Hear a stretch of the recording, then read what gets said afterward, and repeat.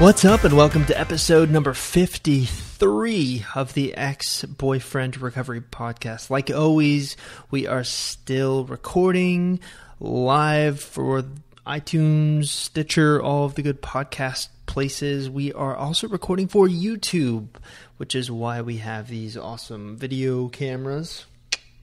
Yeah, I just kind of winked at a camera. Anyways, today's episode is going to be structured around text messages, specifically the first contact text message.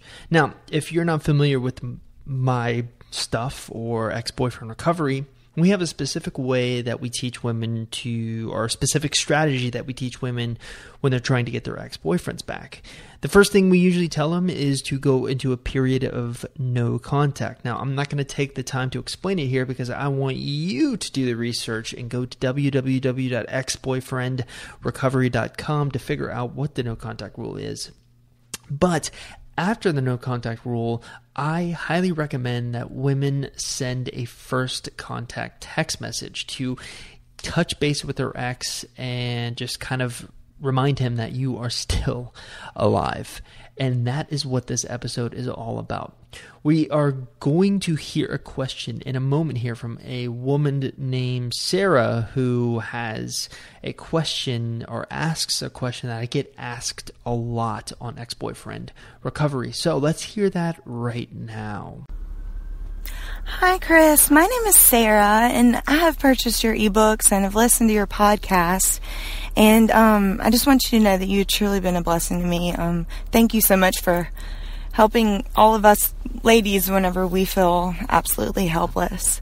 And I was calling because I've put the no contact rule into place. I'm on day 25 now. My goal has been and is 30 days. However, I have something on my mind. My ex started his first job today in the real world, if you will.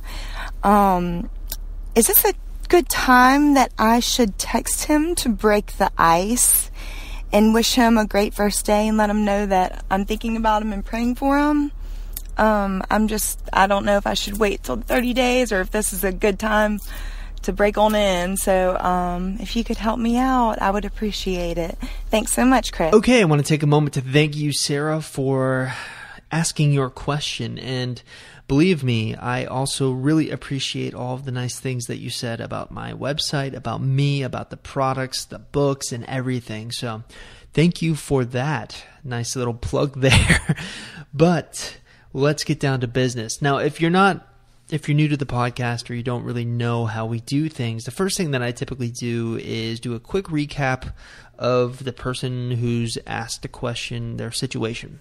I like to do that because it gives me personally a bird's eye view, and I always take notes before I record these things so I make sure I am delivering high value information to you. Now, Sarah's situation is interesting because she is on day 25 of the no contact rule, which means she is almost completed. It seems like she mentioned that she wanted a 30-day no contact rule, which that means she's 5 days away. But she has an interesting question. Her ex-boyfriend is starting a real job in the real world. Not sure what that means, but I'm assuming he's just got his first job out of college. Anyways, he's starting his first job in the real world, and she wants to text him to remind him that she's there or that she's praying for him or good luck. Or I think also she's curious because she wants to find out how the job went. Now, what should she do? I guess the question, or the reason she's asking a question of me, is she wants permission to break the no contact rule early. But can she? Well, I do want to say, Sarah, that you are a very sweet human being, and I like people like you the most because I can tell just from your voice and just from your question and the way you were talking that deep down you have a good heart. You have a beautiful heart. But when it comes to attracting males, especially an ex-boyfriend, you can't be too available. And sending that text message, first off, breaking the no contact rule early and sending that particular text message isn't going to serve your purposes. Now, I'm of the mind that when you set a goal and you create a plan to reach that goal, stick to it until it doesn't work. That's when you need to alter things. Now, I mentioned that you are being too available. Now, what do I mean by that?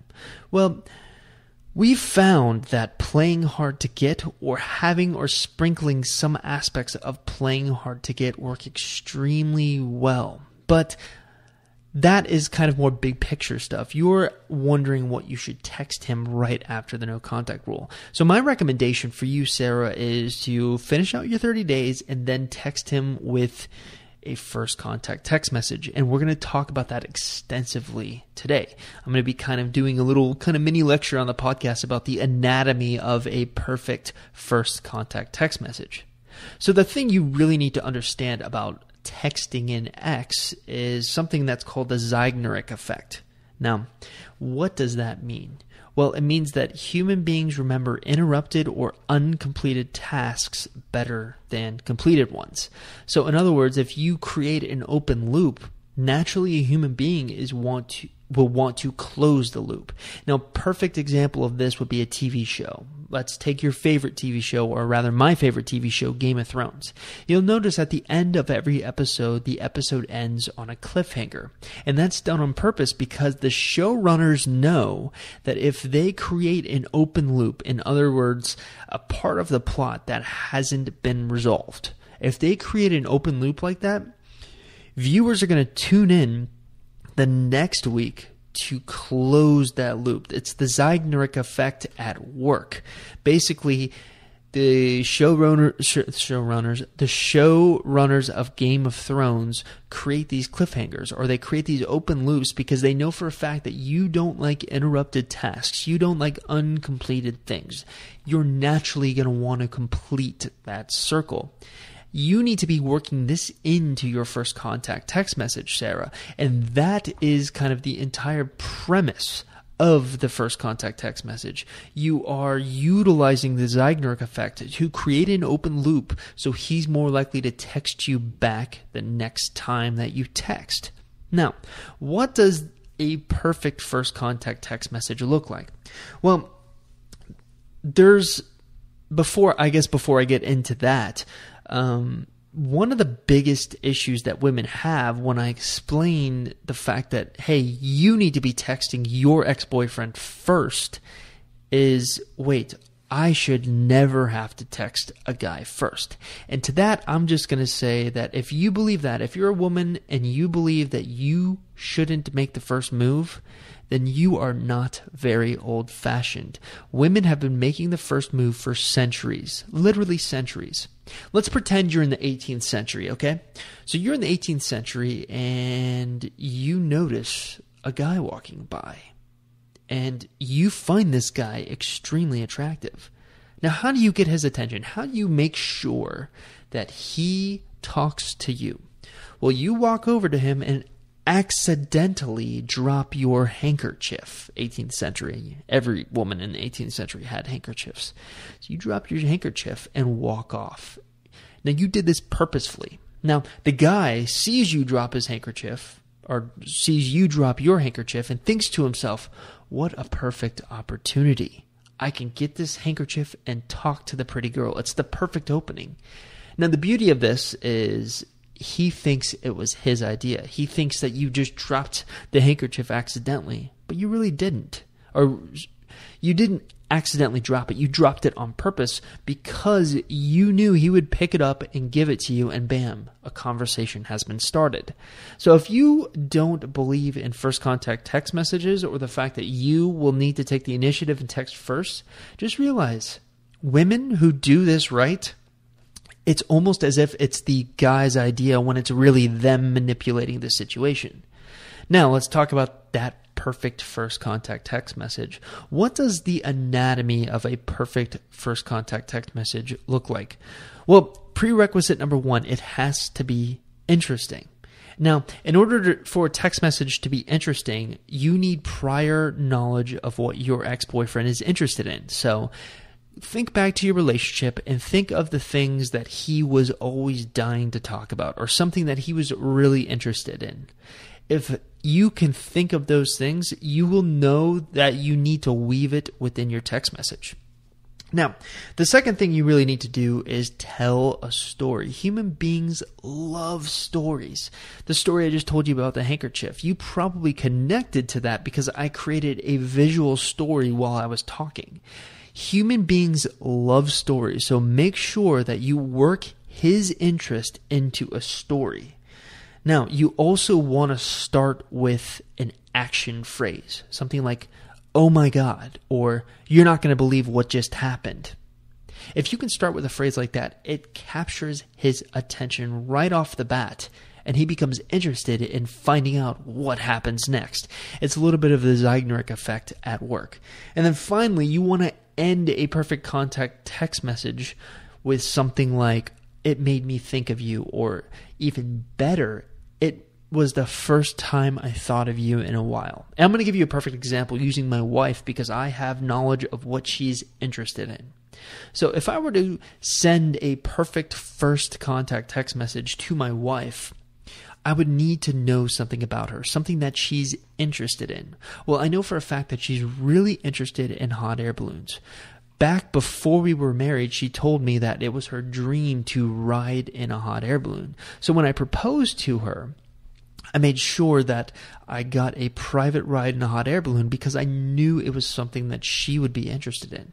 So, kind of getting off topic here, back to the perfect first contact text message. If I were to send a perfect first contact text message, I would tell a story about a hot air balloon, and it would go something like this. "Oh my God, you're not going to believe what just happened to me." To which she'll respond, "What happened?" "I was driving down the road today, and I happened to look up and saw about a dozen hot air balloons. It was the first time I thought about you in a while." Now, what does that do? Well, it was a story about me driving down the road and seeing a dozen hot air balloons. Obviously, she's going to be interested in that because it's something that she's interested in. But notice how it was a visual story, a dozen hot air balloons, and it made me think about you in the first time in a while. Now, the no contact rule, you're ignoring your ex for an extended period of time. So that little, slipping that in at the end, it made me think of you for the first time in a while. The purpose it serves is to kind of make your ex go, "Wait, you haven't been thinking about me all this time?" And you want him to do that. And if you do this correctly, you end the conversation immediately after sending that first contact text message. So let's take the text message example I used with my wife, the hot air balloon message.